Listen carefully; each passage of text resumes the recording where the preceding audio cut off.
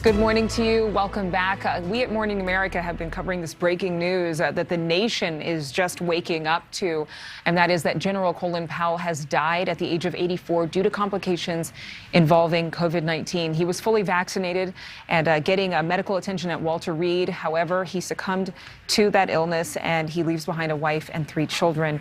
Of course, a celebrated American hero, somebody who will remain in history books for generations, if not forever. And the fact is that so many people are shocked by this news. Many did not know that he was sick.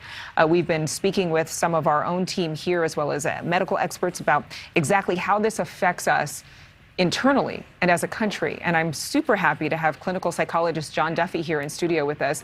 The fact of the matter is that this country has gone through this collective time of grieving. Yes. And when they see a hero like Colin Powell pass away, for some it can hit a little harder than others, right? 100%. So we're just entering this collective time of grieving, right? So this is the next couple of weeks. There's going to be ceremony around all of this, right? And my hope is that it kind of softens some of the vitriol politically that's been going on, right? So there's amidst a devastating tragedy, there is opportunity for us to come together in honor of this man that we lost, right? You know, and that's my hope for what happens in the next couple of weeks.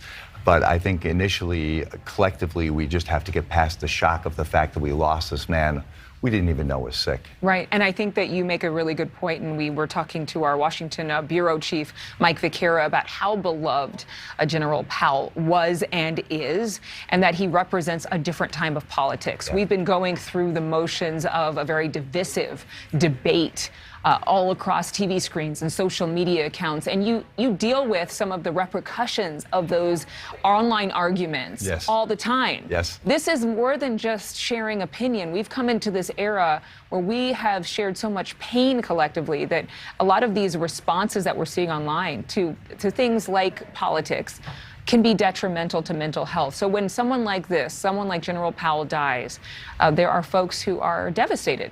Yeah. Oh, 100%. And then there are folks who are not. And I think when you see some of those like fringe comments, I think that can really break somebody down, you know, somebody who's really grieving him. And just to go back a second, you know, collectively, I think, you know, whether you agreed with him across the board throughout his career or not, this man represented hope in so many different ways, right? And that, you know, we could survive as a country without that divisiveness. And I don't know that we have another figure in national politics right now that really shows us that. So, you know, I hope that is kind of put into a sharp focus in the next couple of weeks here. Yeah, something that we can all kind of honor and something we can all agree to is not to pick this man's legacy apart at this time, though there are different debates about what he did right, what he did wrong. Right.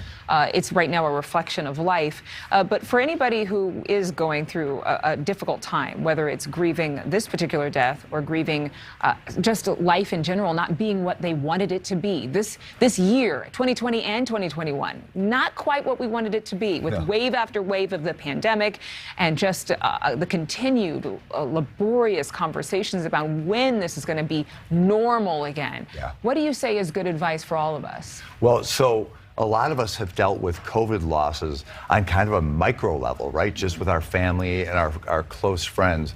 Here, we've got this figure that we're all going to grieve who passed away from COVID after being vaccinated, right? Doing all the right things.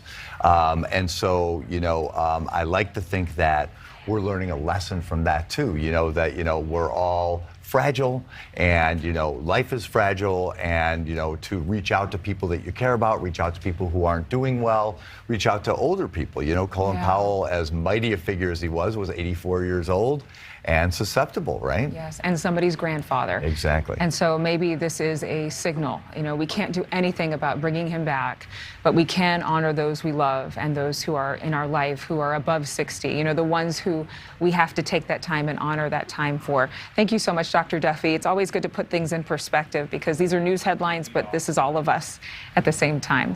We'll be back with more news on Morning in America after this break.